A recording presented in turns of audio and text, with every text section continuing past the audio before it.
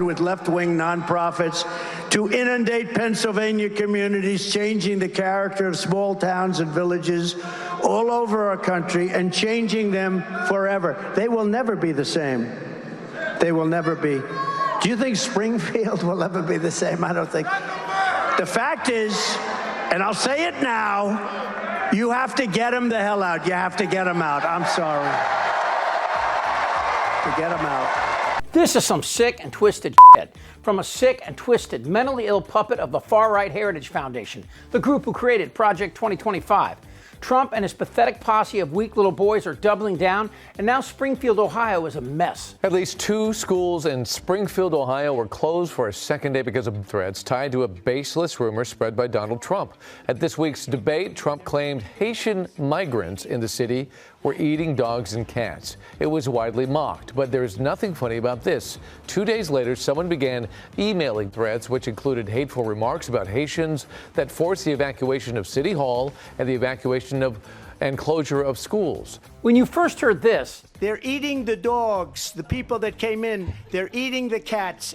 you scratched your head and asked yourself, what's he trying to do? But you already knew the answer. Trump's attempt to build a wall and his promise of deportation failed. Why? Because everyone in America knows an immigrant. They know them as regular people and their community. They might cut their grass or babysit their kids. Or immigrants who've had time to acclimate might have their own businesses and are here making all our lives better. So Trump decided to step it up. He knew he could say anything and his base would believe it, and the media, because it sounded so insane, would amplify it for him. But what's happening in Ohio is sicker than simply trying to curb immigration. It started when Vance and his staff made it up. If I have to create stories so that the American media actually pays attention to the suffering of the American people, then that's what I'm going to do, Dana.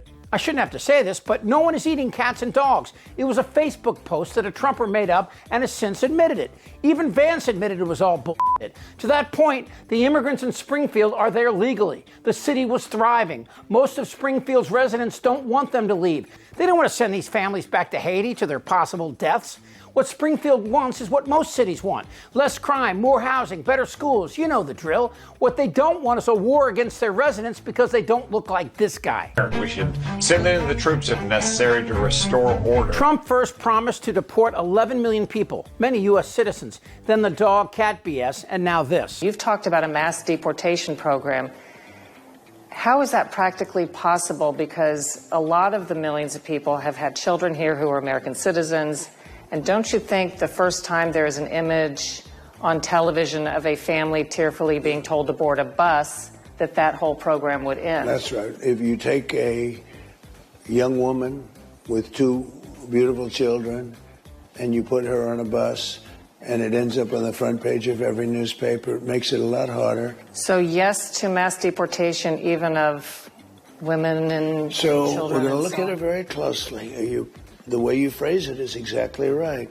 You put one wrong person onto a bus or onto an airplane, and your radical left lunatics will try and make it sound like the worst thing that's ever happened.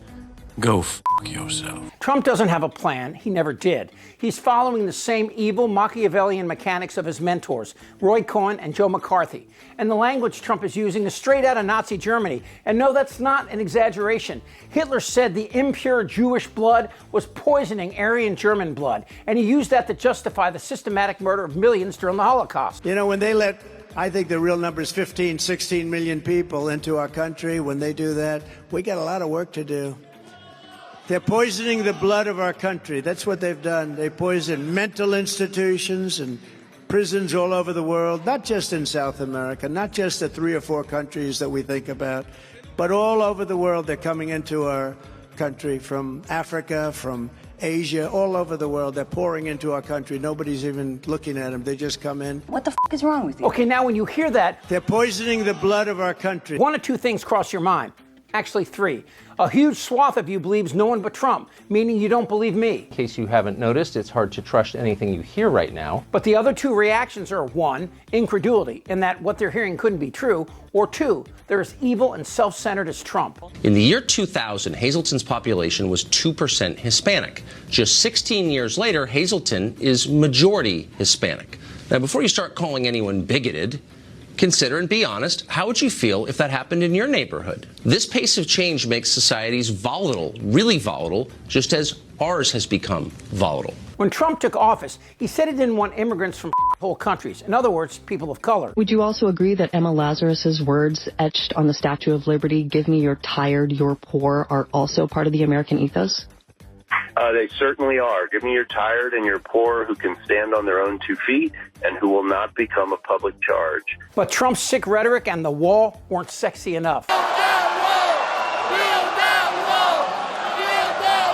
So Donnie Diaper started saying he would do the unthinkable in America. We are going to start the largest mass deportation in the history of our country. Now that sounds insane until we heard Vance's cat and dog eating bullshit.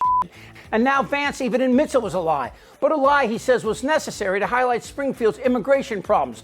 Oh, bullshit. What I said is that we create media stories. And now the Republican mayor of Springfield and the governor of Ohio are telling Trump, stop. We don't want or need your lies. People are being threatened, and those Haitians here legally are in harm's way. And 10 days ago, the racist pig vomit Proud Boy showed up in Ohio to call for the deportation and death of immigrants. This is Trump's new plan. And while it's not helping him in the polls, the latest numbers have Harris 6 points ahead, that's not the point. Trump and the Heritage Boys have another plan. In 2020, the fake elector scheme almost worked. Were it not for Pence, the outcome might have been different. And I told him, despite what you issued last night from your campaign, Mr. President, you know, I've been very clear that I don't have the authority to reject votes during the electoral count or return those votes to the states. And it went downhill from there. Look, man, immigrants are who we are, especially Latinos who get married, stay married, go to church, commit 1/12 the number of crimes Americans do, and aren't on welfare or Social Security. And for some perspective, I live in California. Where I am right now, when my great-grandfather was born, this was Mexico. But the truth, it doesn't matter to Trump. He doesn't care about the truth. And as far as that goes, he doesn't care about you either. I don't care about you. I just want your vote. I don't care. He really doesn't care about you. And if that doesn't register, you need a lesson in sociopathy. Trump is attacking immigrants, not to protect your cat or your puppy, but to protect himself. I am the chosen one. He still faces incarceration, and the man who loves America is even considering running away should he lose. He's a coward and he's a weak little boy. And we are a formerly great country struggling to find our way. But people are coming from the Congo. Last night we had 20 people come. Welcome to our country from the Congo. Where do you live in the Congo? We live in prison. Oh, that's right. They released them from prison. I don't think they wanted to ask what they did, but they're coming in from Africa. That's the wrong way. Goddamn right. I'm ready. Let's go. This isn't their Republican Party anymore. Who's with me? I don't want to talk about this stuff. Am I wrong? Yes. Tick-tock. You're in a lot of trouble, Donnie. I think he's crazy. I'm Chip Franklin.